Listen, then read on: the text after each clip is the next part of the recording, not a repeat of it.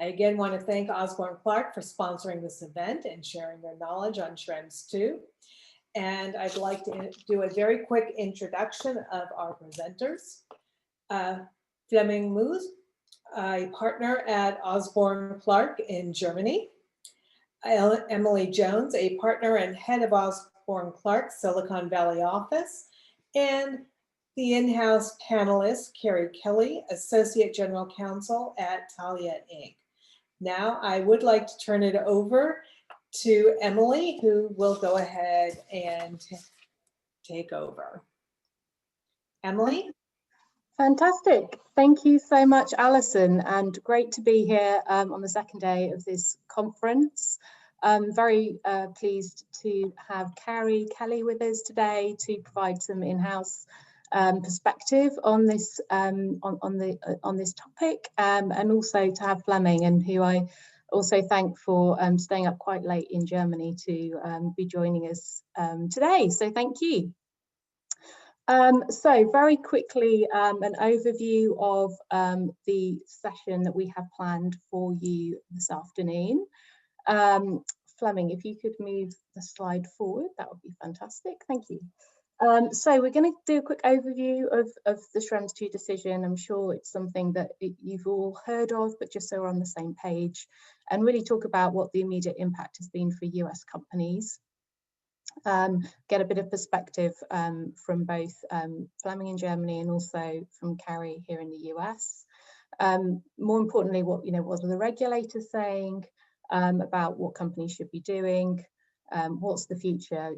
How can we use standard contractual clauses going forward? What alternatives are there? And I couldn't do a session on this topic without mentioning Brexit, so I will cover that briefly at the end.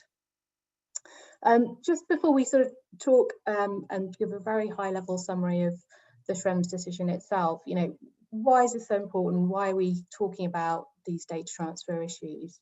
Well, the reason for that is because GDPR and actually the previous directive say that you can't transfer personal data outside of Europe, outside of the European Economic Area, unless you meet the conditions set out in Chapter 5 of GDPR. And that means that when companies in Europe are looking to transfer data, whether it's to their parent entities, companies, group companies, whether it's to vendors, other entities in the US or anywhere else around the world, they need to be thinking about how they're going to comply with that chapter. And there are various ways of doing that. The most commonly used methods of transferring data, in particular to the US, have over the last few years been what's known as the Standard Contractual Clauses, which is effectively a contractual way of binding the recipients of data in the US or anywhere else in other countries outside of the EU to meet the same standards and obligations effectively that companies within Europe would be subject to. So it's a way of it's sort of a measure of extraterritoriality. So that's the mechanism people have been commonly used. There are also adequacy decisions that have been made by the European Commission in respect of a number of countries. For the US, there was a specific mechanism called Privacy Shield, which obviously is a big topic for today, which replaced its predecessor, the Safe Harbor, and that allowed companies who signed up in self-certified in the US to transfer data or receive data in the US without any further measures needing to be taken. So those are the most commonly used ones, and of course there are derogations that are also potentially relevant, as well as some other possibilities under the GDPR, but those are kind of the main ones. And so this decision was really important because breaches of those requirements around data transfers fall within the highest category of fines under GDPR, which means that companies that breach those requirements could ultimately be subject to fines of up to 20 million euros or 4% of global revenues, as well, of course, of all the other issues and enforcement penalties as well as tools that regulators have. So really important issue. So just wanted to do a little bit of scene setting there. And then just hand over to Flemming just to give a very kind of quick summary of what happened in this judgment and where we are now in terms of what those kind of key points were. Yeah, thank you very much, Emily, and thanks everybody for joining in. I know it's a bit an annoying topic because you would normally think that transferring data around the world should be normal and should be possible without major hindrances. And unfortunately, now the European Court of Justice, for the second time, has created a large roadblock to that, and I'm bringing you bad news at the beginning of this session, but hopefully later on we're also talking about solutions. Now, what has the Court of Justice decided? First of all, Emily already mentioned the EU-US Privacy Shield, which you might be familiar with, and some of you might have been certified under the Privacy Shield. This was one major transfer mechanism for lawfully transferring personal data from the EU to the US. And the Court of Justice unfortunately said that this mechanism is invalid because they found that the safeguards which were inherent to the Privacy Shield were not sufficient if checked against the European fundamental rights, and therefore the court said this mechanism is invalid, and unfortunately there is no grace period. So this was gone at the minute when the court handed down this judgment. The court also decided about one of the other mechanisms that Emily has already mentioned, the so-called Standard Contractual Clauses. So this was also very widely used in practice and still is. Really a very, very important tool to justify those data transfers. And luckily, at least, the court said, well, these clauses can generally still be used. So they are not gone. They can still be used. However, there's quite a large but to this because the court said while they generally remain valid in principle, it's not set in stone that just by using those clauses and just by concluding an agreement based on these clauses, you automatically have an adequate level of protection at the recipient, in this case here in the US. But the court rather said, well, one has to do an additional assessment because possibly the recipient of the data is under the local laws obliged to disclose the data to a third party. And here in particular, the court, as you might know, raised concerns around the access to data by government for national security purposes, and found in particular that the safeguards which were included in that regard in the Privacy Shield were not sufficient because the court found that the ombudsperson procedure was not a well enough independent protection, etc. So therefore, and these concerns more or less do also exist for data transfers which were based on the model clauses. So the consequence is that the court says, well, generally you can use the model clauses, but you have to do a risk assessment for the individual transfer, whether these clauses actually do provide sufficient safeguards for the individual transfer based on the type of transfer, the type of recipient in the US, and the obligations that this particular recipient might have under the local laws. So a detailed and quite complex assessment might be necessary, which we will be talking about a bit in a few more minutes. And that's a bit like the question mark, which the court has left behind, because they said, okay, you need to do something additional. You do this test, and if the result of this test is there's possibly no adequacy just based on the clauses, the court said, well, then you either have to stop the transfer or you have to implement additional measures. Now, what are the additional measures? The court didn't say anything about that, unfortunately, hence our presentation here. Otherwise, it would have lasted 5 minutes, but we're talking an hour because we're going on.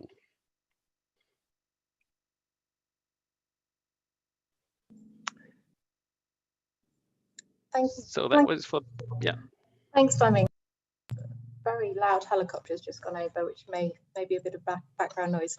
So that's really helpful. Thank you, Flemming, just to kind of set out the position there. So I guess I just talk very quickly about some of the immediate impacts for those looking to who were previously using Privacy Shield, and then I'd love to hear Kari's view on, you know, as in-house counsel, what has this meant? What's been the immediate impact, and what kind of steps are there to be taken going forward? So I guess as Flemming has said, the decision they made, it was very clear in the decision and in subsequent guidance that there's no grace period for companies currently, or as at July, middle of July, relying on the Privacy Shield. So absolutely what companies needed to do is just to stop relying on that immediately.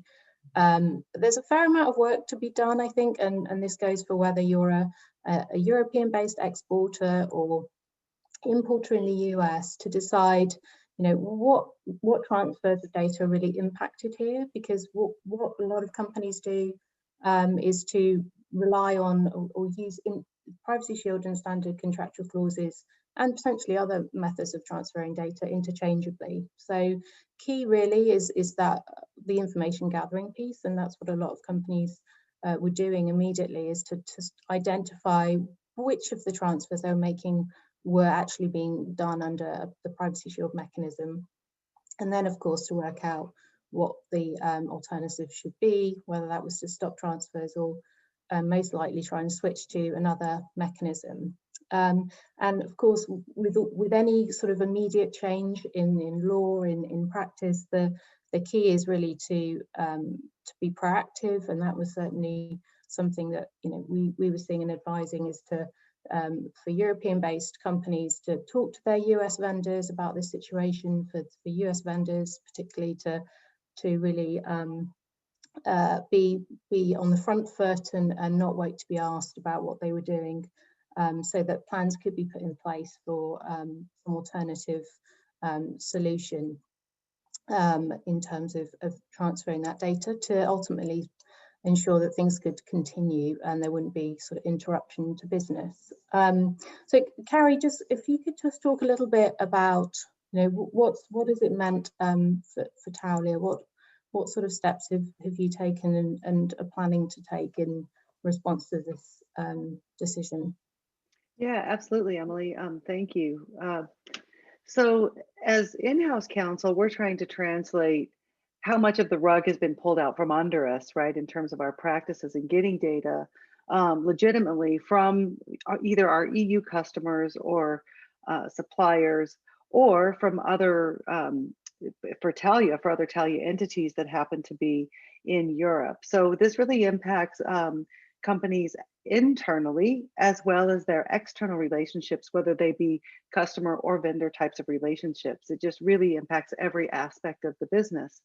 And one thing I wanted to step back and say before we go into sort of steps in the SCCs and other steps that I can recommend that companies consider, is for US companies that were relying on the Privacy Shield, while we can no longer rely on it, it's my understanding that the FTC still could enforce on it, and therefore don't stop doing what you were doing under the Privacy Shield, but look forward and figure out what other measures or what additional measures make sense for your business in light of what Emily and Flemming have already suggested, given the Europeans' guidance that has come out, even though it's been dripping out rather than, you know, an ample amount of information.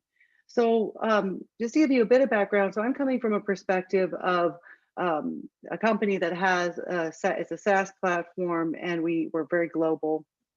But I can also speak more generally in terms of just companies that are trying to pass data around globally, around between the EU and the US. So there's nothing really particular to Taulia about what I'm going to propose here, but I think it would be very prudent for anybody to start looking. Could we do the next slide, please, on slide 6? To be looking to the practical considerations in your various aspects of your company.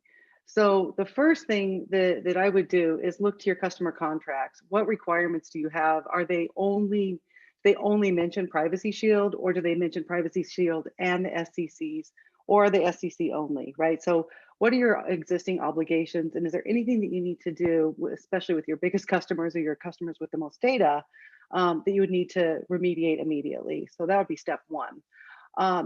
Also, I'd be audit ready. I would suggest as a privacy attorney to be audit ready anyway under GDPR, so this should not be a new thing, but be particularly audit ready in terms of the measures, the specifics of the measures that you are taking, and even your data security measures, because we're going to talk about how those may come about as being a saving grace later on.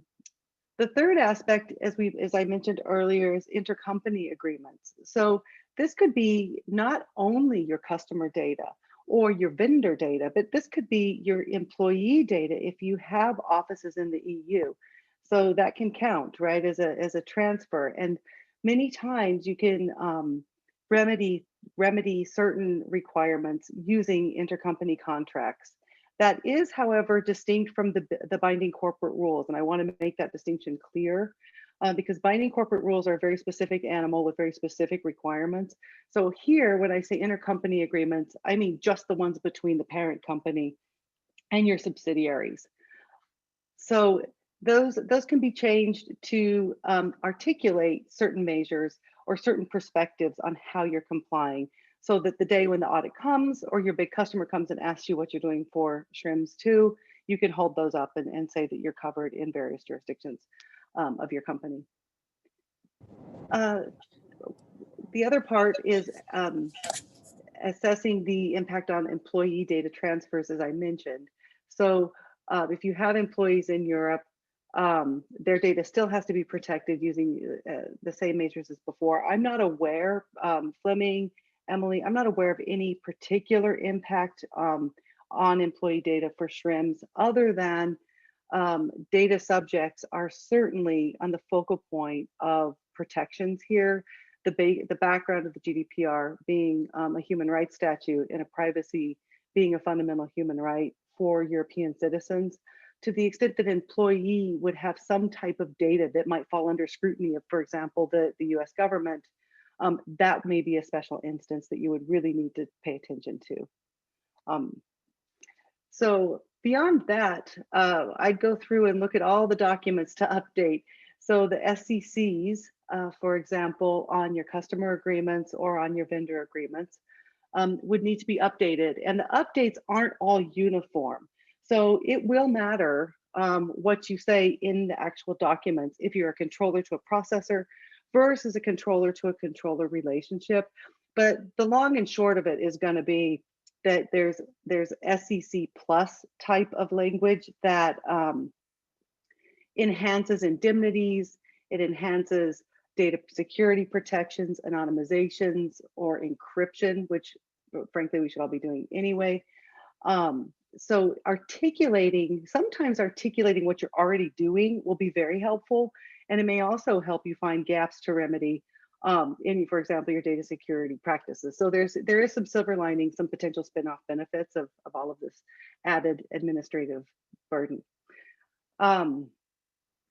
So for vendor SCCs, for example, if you have contractors in the EU, there may be situations where you've got new or additional data coming into the US headquarters. And that would be the vendor is actually the exporter and you're the importer. So you may have to turn some of these provisions on their head when you're updating your SCCs. One of the other things that we did at Taulia specifically is update our privacy policy immediately and update our public GDPR statement on the internet to let everybody know that we're thinking about this, just being proactive and showing that you're paying attention. in most audit situations is a positive thing. I'm not sure if the European supervisory authorities give brownie points for that in terms of, yes, you're more compliant if you say it publicly or not. But it seemed like it could certainly not hurt, was my theory on that. And one of the other things we did was look to obtaining consent by adding a cookies banner on the website, so that when in doubt, we could at least say, well, we have the consent of the people that were on our website. So while none of these are bulletproof or perfect solutions, they're the best things that we could suss out in the current situation, which seems to be potentially temporary before we get actual guidance. So I'll turn it back to you, Emily. Yeah, thank you so much, Kari. I think, hearing all those really practical steps is really useful, because obviously whilst lawyers look at the legal ramifications and try and decipher the decision and guidance, actually day to day there's work that needs to be done to kind of reassure customers and make sure that business continues, and all of these steps are really important to doing that. Yeah, and one thing, I'm sorry, I should have mentioned too, one really practical thing is train up your people that are talking to your customers or your vendors to have one unified message, just like with any other corporate activity. That I think it would be very helpful, because you don't want your customer success team saying something different to your customer than another person that's speaking with them. So I think uniformity will streamline questions and audits and basically alleviate some of the fear. Yeah, no, that is super important. I mean, it'd be really useful, I think interesting for the audience as well, to hear a bit from you, Flemming, around what was the kind of immediate impact for companies in particular Germany or in other parts of Europe. What have European-based companies how have they been reacting to this, and what kind of things have they been thinking about and talking to their US companies, customers around? Yeah. This is of constant change. So I'd say, looking back when the judgment came out in July, I think we can roughly say we're in stage 3 now. So first stage was reading on the really long judgment, and then it's it's really unclear what we need to do. So we need to wait for for more guidance of from the regulator. I think that was the first reaction, because it seemed to be quite complicated and unclear. What are those additional measures? What can I potentially do? And some thought, we had this a couple of years ago when Safe Harbor was crushed, so this is not new. So we'll be waiting for the politicians to agree on a new agreement. So I think the first month was like wait and see. Then some of the guidances, which we will be talking in a couple more minutes, came out, and it became clear to some organizations that they couldn't just sit and wait, because the Court of Justice made it quite clear that the companies have an own obligation to comply with the law, and they said, well, data transfers based on the privacy shield are invalid, and you have to do something, and either you suspend the transfer, or the supervisory authorities can order you to suspend or stop the transfer. And you've also mentioned the fines, which have gone up recently in the EU. So in order to avoid fines, you just had to act. So stage 2 was then really checking which data transfers do actually matter, and so businesses were busy in identifying the relevant data transfers. Certainly, there were a bit differences between the EU companies, because some were a bit better prepared, and they had their register of processing activities in place, which they should have had anyway under the GDPR.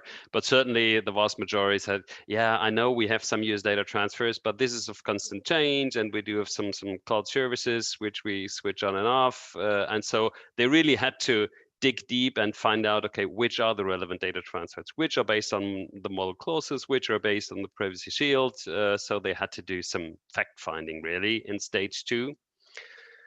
And I think now we're in stage 3, where they say, okay, now we really need to become active. And Kari, you already mentioned some of the things that they have done. So now they are, and we can talk about that in a minute when we're talking about these additional measures and risk assessments. But what we're seeing clients do now more and more is really doing those risk assessments, having identified the relevant data transfers. Let's say, okay, these are the 5, 10, 50, whatever data transfers where we need to look at in more detail. We need additional safeguards. So put in place, as you mentioned, Kari, additional contextual measures, etc. So now they've become active. Reach out to the providers and provide them with questionnaires in order to gather some information around the possible lack of protection and understanding the local laws which are relevant, which data access possibilities are those which might be critical. So is the data recipient a service provider which is under a certain obligation to provide data which is critical or not? So really understanding this from the providers, from the data recipients in the US, doing the own assessment, and then deducting from that the measures to put in place on top of that. I think that's been the how European businesses have acted in the last 3 months. Yeah, that's very interesting to hear, because there's always 2 sides to these issues, and so hearing what the kind of reaction was there is really interesting. I think one of the sort of immediate reaction of most people to the decision, because it was potentially very impactful, is what the regulators say about this. What are their expectations going forward? We're in a situation where we've had to say, right, Privacy Shield is done. The standard contractual clauses are still valid, but what does that actually mean? And for a lot of companies who are ultimately looking to regulators who would enforce the judgment or enforce the current position, what are they actually saying they're going to do? And I think the interesting thing, and it'd be great to sort of hear from you, Flemming, on the sort of latest on the guidance, is actually it's been pretty variable in terms of how certain regulators have reacted, which is kind of runs a bit contrary to this, the whole idea of the harmonization of GDPR, which is sort of one of its original, obviously, objectives. But we are where we are, and I think we always need to be thinking about local regulatory perspectives and so forth. So could you just take us through just briefly, Flemming, what guidance have we got? What more do we need? When do we expect it? What's the current position? Sure. Yes, very, very happy to do so. So, as you say, it's far from harmonized. It's far from sufficient at the moment, but I'm afraid we have to deal with the situation for the next couple of weeks and months, probably. So the good thing is that there was some quite early guidance by the EDPB, so the European Data Protection Board, which is like where all the national supervisory authorities are assembled together. So it's like the kind of coordination body of the national supervisory authorities. So it has the most weight, so to speak, for interpreting the EU. So they've come out with quite an early guidance already 1 or 2 weeks after the judgment.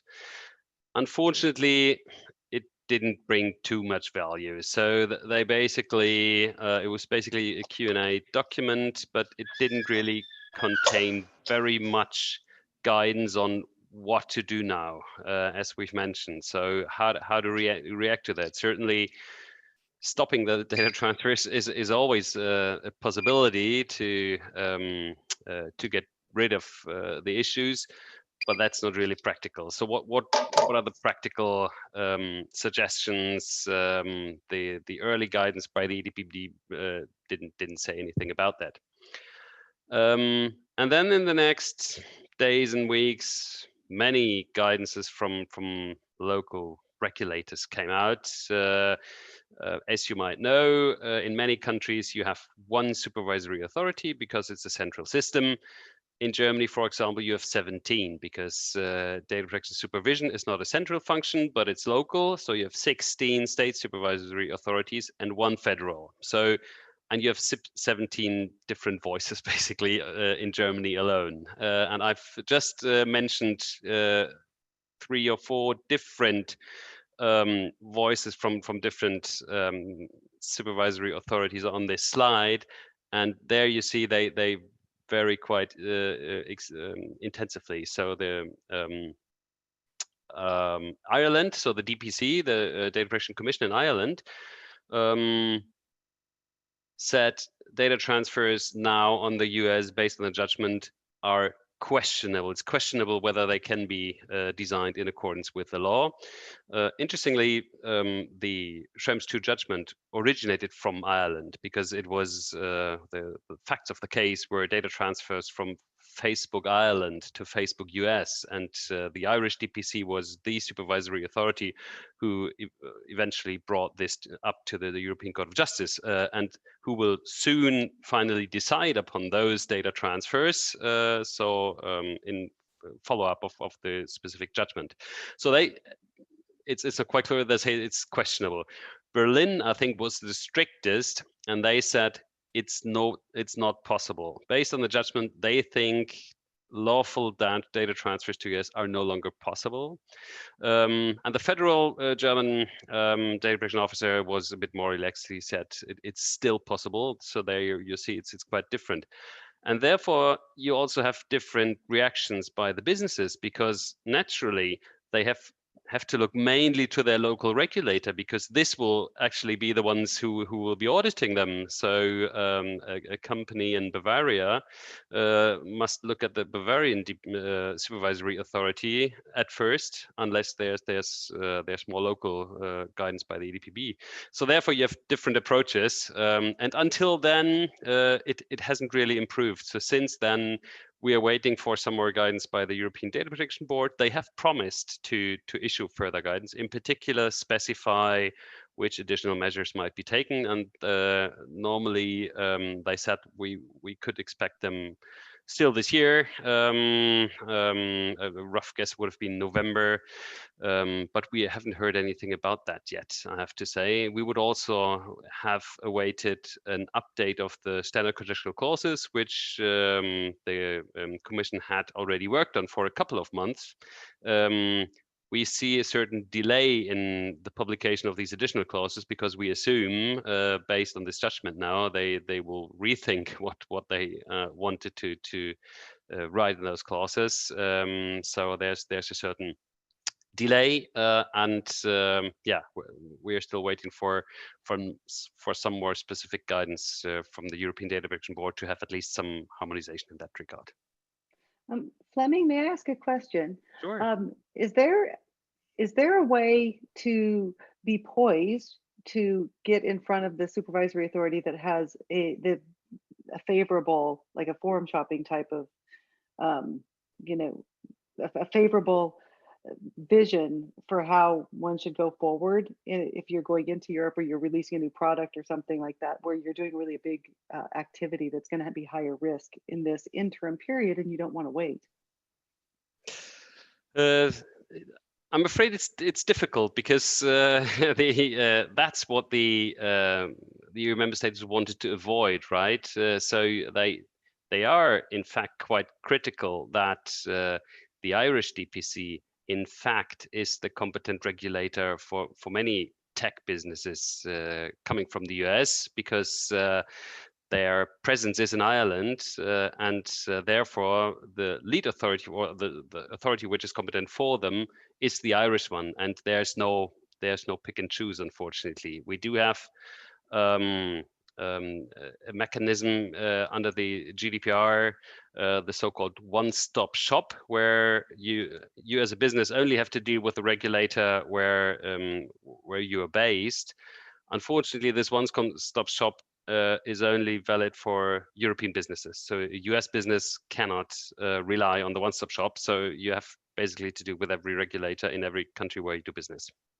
So it seems like everybody's not really harmonized there, singing out of tune a little bit. No, it's not. No. Especially for those of us that have multiple European presences. True. Thank you. Yeah, I think that's a real challenge, and I think also it's not just about where a US business might have its subsidiaries located. You've got to think about where its customers may also be based, because they'll be considering their local supervisory authorities as well. So it becomes very difficult to rely on or sort of think purely around a kind of, well, let's try and be in a sort of quotes favorable place. So I think that is a real challenge, and that's why, you know, hopefully we'll get some additional guidance which will be more harmonized and coming out of the EDPB soon. I think the other really interesting thing to kind of note on this whole the impact of this decision is that Matt Schrems, who is the privacy activist behind the complaints to Facebook, which have been going on for a number of years, he's also, as part of one of his organisation that he set up, has actually filed a number of complaints. He's listed 101 companies in Europe that are still, he claims, still transferring data, now in breach of this decision. And so it really shows, I think, that this isn't something that is being dealt with, you know, by regulators at some sort of distant level, that there is awareness of this issue by others, and certainly publicity around that, which, you know, could lead to you know, other complaints which then kind of filter through into regulators, who then kind of need to take action. So what I wanted to talk about next, so we, you know, where are we now? So Privacy Shield no longer valid. Standard contractual clauses are still valid, but as Flemming said, there's a very big caveat to that. But we'll talk a little bit about some potential alternatives, but since really for the most part, standard contractual clauses are, you know, the most obvious and likely mechanism for transfer, you know, what does this decision mean in terms of what we need to really be thinking about if you're wanting to use standard contractual clauses? I just wanted to highlight just some of the points. So what the court was really saying is that you've really got to take into consideration all of the circumstances of the transfer of data. I think a lot of in the past, you know, standard contractual clauses were a bit of a papering exercise. You know, they were attached to an agreement. No one really read them. You just kind of signed up and off you went. What they're saying, really emphasizing, is that's really not how it should be done. You need to be thinking about whether all of the kind of the scenario that you're looking at to assess the risk of using standard contractual clauses, and they're expecting exporters of data with assistance from the importers of data to really have evidence of having carried out some kind of assessment, and looking at sort of various risk factors. So, you know, what type of data are we looking at? Is this IP addresses versus special categories of data? You know, what's the processing? Why is the data being transferred? You know, trying to kind of get a handle on, you know, whether this is high risk or not to the rights and freedoms of individuals. and potentially, you know, how likely is it that this information could be of interest to in context of surveillance, thinking about the importing country and its laws. Remember, we're not just talking about the US here. This decision will have an impact on transfers to other countries around the world. Does the sector or industry in which these transfers are going on, does that have an impact? Is it defense? Is it financial services? Is it telecoms? You know, what is going on? And the onus really being on the exporters, controllers of that data to have made some kind of assessment, recorded that, so that it can be, you know, you can kind of look back on that, and really to have not just have, as I said, kind of papered the transfer with these contractual clauses. We talked a bit about supplementary measures as well. I just wanted to kind of run through, and Flemming, I wondered if you could just sort of take us through, you know, we don't have really specific lists or information from the authorities, but, you know, there's been a lot of discussion and around what sorts of things should we be expecting now? What kind of things, you know, if you're in the position, you know, Taulia's position, what should you be looking at? What should you be thinking about having if you haven't already got these things in place? So yeah, Flemming, if you could sort of run through a few of those, that would be really helpful. Of course, yeah. Yeah, so this is like the big question of are there really, for every kind of transfer, are there appropriate measures which really can alleviate all the concerns, and if so, what could these potentially be? So I think if we try to put them in boxes, we think it's maybe 3 different types. We have technical measures, some of which are pretty powerful. So if you really can use them, they really can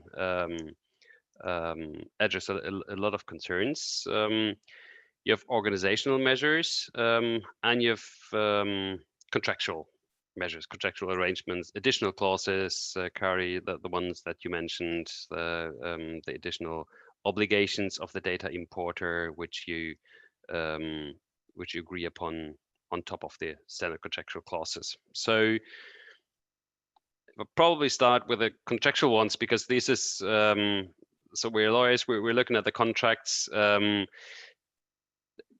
You can't, I mean, the issue is that a business is under obligations under the GDPR or under the standard contractual clauses on the one hand, and on the other hand under US laws, and they just contradict, and you cannot really 100% resolve this contradiction, because if there is an obligation to provide certain information to the government for national security purposes, and the EU feels that this is not compliant with GDPR, what should you do? You can either violate the laws in the US or the GDPR. So essentially, with only with a contractual measure binding upon the data importer, it's hard really to resolve this conflict, right?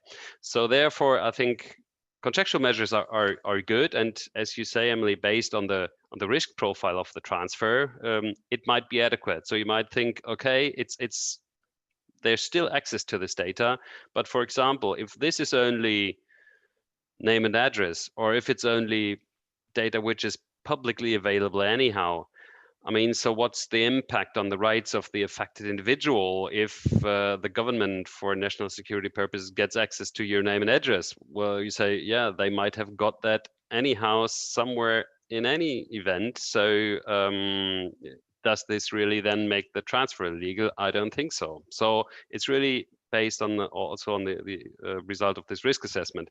But certainly there are contractual measures. So for example, yeah, and obliging. Flemming, may I jump in on that? Sorry, I was just thinking on those contractual measures.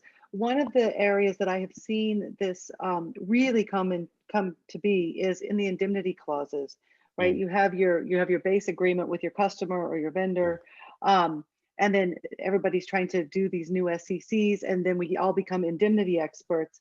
But you've got to really look at your base agreements, your base customer agreements, and your base vendor agreement to make sure that you're not enhancing the indemnity somehow and doing far more indemnity than only be those personal data that are really subject to GDPR. So just a really practical practice note on that.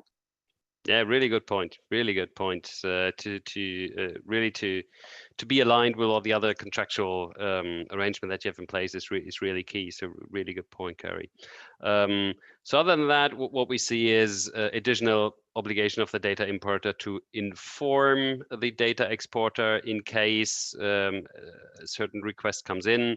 This might not be possible in all cases, in case of a gag order, for example, but also extended obligations in relation to termination of the agreement, for example, or suspending of the data transfers, etc. The indemnity clauses, liability clauses towards the data subjects. So there are some ways, restrictions of voluntary provision of data to the government, for example, could also be.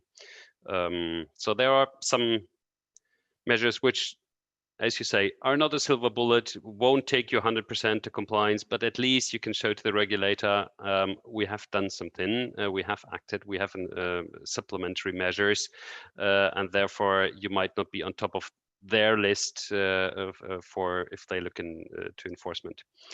Yeah, and one other thing I'd like to interject, just because litigation in the States is so expensive and it takes so long, that I would be really looking at the risk on a transaction and the risk of an actual government survey, the subject, whether or not that data is subject to the government surveillance laws or whether there's a valid argument that it's not. So that you don't find yourself battling with your multiple lawsuits because you were trying to comply with a contract and therefore you didn't respond to the government in the way the government wanted to or whatnot. I just see this as a potential very expensive quagmire for companies that are trying to do the right thing. And so I would just say document how you're doing the right thing early and often, so that you have a record for any kind of dispute in any direction. So it's kind of a pain, but I would say it could be homework well done. Yeah, absolutely, and that's in fact something what we are currently doing for loads of clients, creating these risk assessment matrix or tools so that you just have it documented, right? So you see, okay, I've arrived at the conclusion that this is medium risk, medium low risk, high risk, whatever, and these are the measures I've put in place, documented, and then a regulator should come and say, well, this is not enough. So you have a good basis to defend your position, I think. One quick word on those technical organizational measures. Data encryption and pseudonymization. These could be really powerful because if the data is encrypted at rest, then the data import in the US doesn't have the key, but only the customer or the European entity, then that's pretty good protection. So, and arguably that's already enough to justify the transfer. Certainly, if the data needs to be processed in the US, they might not be encrypted at rest all the time, but nonetheless, that's in any case helpful. And also pseudonymization, also depending, so de-identified data, so to speak. So it depends a bit on, again, who has the list and can reattribute the data to an individual. If this is not the entity in the US, but only in the EU, you again have a very good argument to justify it, because you say, well, listen, in the hands of security agency, they can't attribute it to a natural individual. So it doesn't harm really very much. And maybe one last point: access controls is a good point. In particular, if there's only maintenance access to data from the US, we see some technology providers who already do that. It's sometimes not 100% secure way, but I know, for example, that Microsoft has it so-called customer lockbox. So there you can. It's basically a mechanism where the European customers have to consent or have to technically allow people access to the data for maintenance or administration purposes, and otherwise there's no access. So you have it under control, and you can limit it in time, all factors which are positive for you in a risk assessment. Thank you. Thanks, Flemming. And I'm sort of conscious of time, and we've had some really interesting questions through. So before we just move into those, I just wanted to touch on, and we, throughout this session, we have been talking about the fact that it's not all about standard contractual clauses. There are other ways of transferring data. I think the key issue to bear in mind when thinking about alternative measures, if you could just move to the next slide, Flemming, is that, as with, ongoing use of standard contractual clauses, not all of these measures are going to be 100% reliable. There's going to be pros and cons. And so, as part of assessing, what to do going forward, it's really about understanding what's appropriate. Just wanted to touch on a couple that we hear about a lot. People talk about using consent, which is an option.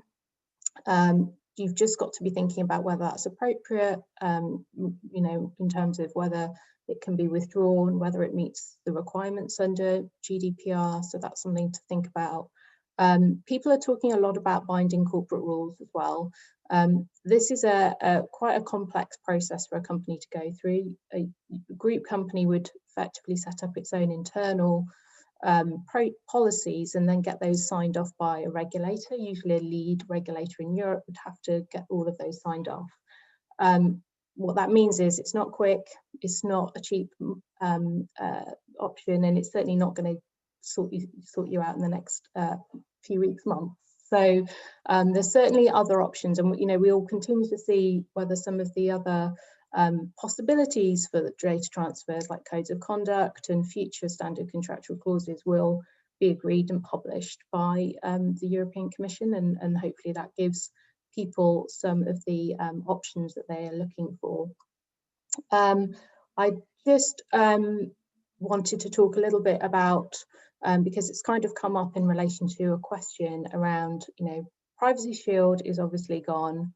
And I will sort of touch on the Brexit point, but Privacy Shield is gone. And I think one of the participants has asked, well, if, I think you mentioned it, Kari, although Privacy Shield has gone, if you are currently certified, you've still got to maintain and comply with all of the principles in the Privacy Shield. So, but if you're on the list, makes you want to ask for a refund, doesn't it? It's like, wait a minute. Right. And so the question is, if you're on the Privacy Shield list currently, obviously you can't just sort of abandon your compliance with it. But is there still a reason to recertify? The FTC could it still enforce? Why would there be any reason, do you think, to Yeah, that's a terrific question and kind of a head scratcher, frankly. Right now, the way it stands today, it's my understanding that the FTC still could enforce. Now, would they? I don't know. Frankly, I think the Europeans are far more concerned about this than the FTC at the moment. But that is my own personal opinion, and I'm guessing on that a bit. My sense is that if we're going to get guidance by the end of November, if you don't have to renew your Privacy Shield before then, I would hurry up and wait to really do anything to enhance or do anything to bolster your Privacy Shield presence, because it seems like it's going away, and clearly it's obviously unreliable. So I would absolutely start looking to other mechanisms like the standard contractual clauses for transfers, or do nothing and wait, because I actually think there's probably little harm in that given the level of uncertainty. The election may impact the way the FTC would view enforcement of the Privacy Shield going forward after November, and I think that could also take a bit of time to shake out. So I think we're going to live in uncertainty until probably the beginning of next year on what the best action is under the privacy shield. It's really anyone's guess. I wish I had a better answer because it's a great question. Yeah, and certainly, you know, everything you read from the Department of Commerce says, you know, they remain committed to working with the EU to have, you know, to ensure continuity of data transfers, that they actually working on some kind of like replacement privacy shield. I mean, whether that is likely, you know, there's a lot of some hurdles, I think, to be overcome. You know, and that's something that we could see evolve in terms of, you know, future adequacy decisions in general, which is a bit of a segue into the sort of whole Brexit point, because of course, after the end of this year, the UK will be in the same position as the US in that it'll be a third country under GDPR. And so the UK is also looking to get an adequacy decision or to ensure that data can continue to flow freely. And, you know, much as you know, the upcoming election is kind of casting a bit of uncertainty over that. Again, there is a lot of politics involved in whether the UK will get that adequacy decision from the European Commission or not. And so, you know, when you're looking at data transfers across Europe and to the UK, you know, think about the fact that this is something that's somewhat up in the air at the moment. There's been a couple of other really good questions as well. Certainly, so a quick one, somebody was asking about, you know, if you're getting requests from DPA guidance, in this case from Baden-Württemberg, to require additional terms, would those only apply for data subjects in Baden-Württemberg? You know, I think you touched on this point, Kari, like if you're putting in additional wording, you know, how do you manage its application so that you can be sure that you're not kind of casting, you know, giving additional protection much further than you need to do that? I mean, is that something that you've seen, Kari or Flemming, that you'd like to comment on? I have not seen it other than just reading the different opinions and the different German authorities. It's a little bit mind-boggling. I've not had to grapple with that one. What about you, Flemming?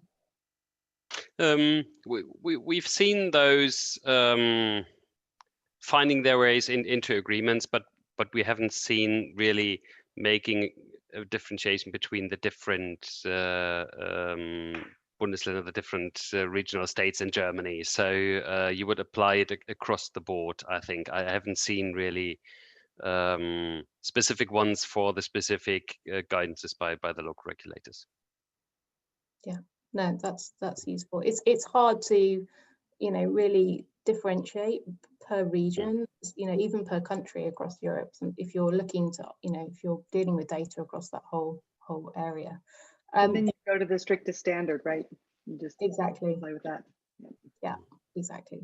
And then just a very quick last question. A couple of people have raised the specific laws that were, you know, discussed most in the Schrems decision, the Section 702 FISA, particularly, and what we think about whether creating an assessment of a risk assessment by focusing on whether the data that's being transferred is more likely to be subject to those types of requests.